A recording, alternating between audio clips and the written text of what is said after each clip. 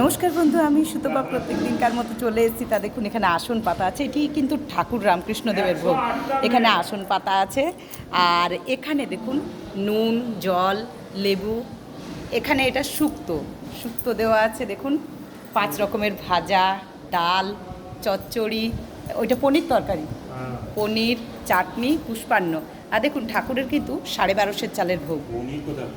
ওটা পটলের তরকারি। আচ্ছা, এই তো। না না কেউ যা করছে হ্যাঁ হ্যাঁ হ্যাঁ হ্যাঁ তা দেখুন এটি হচ্ছে ঠাকুর রামকৃষ্ণদেবের ভোগ। হ্যাঁ, পনির আছে, পনির আছে, পনির, পটল, আলুর তরকারি। তাই এটি হচ্ছে ঠাকুরের রামকৃষ্ণদেবের ভোগ 1250 চালের। এখানেও 22.5 চালের ভোগ মায়ের। এই যে ফুল দেওয়া আছে, জবা ফুল, সাদা ফুল।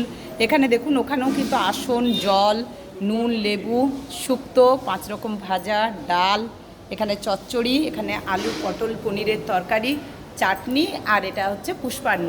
এটি হচ্ছে মায়ের আদ্যাশক্তির ভোগ। এটি হচ্ছে রামকৃষ্ণদেবের ভোগ, রাধাকৃষ্ণের ভোগ 32.5 চালের। ওখানে কিন্তু 2 রকম আসন দেওয়া আছে, জল, নুন, লেবু, ওখানে শুক্তো, এখানে দেওয়া আছে 5 রকম ভাজা, ডাল, চচ্চড়ি, আলু, পটল, পনিরের তরকারি, আমরা চাটনি, পুষ্পান্ন।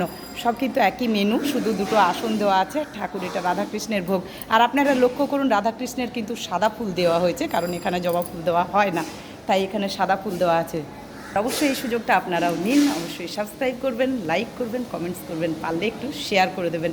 আর মহামায়ার এই ভোগে দুর্ভোগ কাটে সবার, তাই সবাই প্রত্যেকে দর্শন করুন। ভালো থাকুন, সুস্থ থাকুন। আমি দাঁড়িয়ে আছি আদ্যাপীঠ ভোগ ঘরে, মায়ের ভোগ ঘরে দাঁড়িয়ে আছে। টাটা, ভালো থাকুন।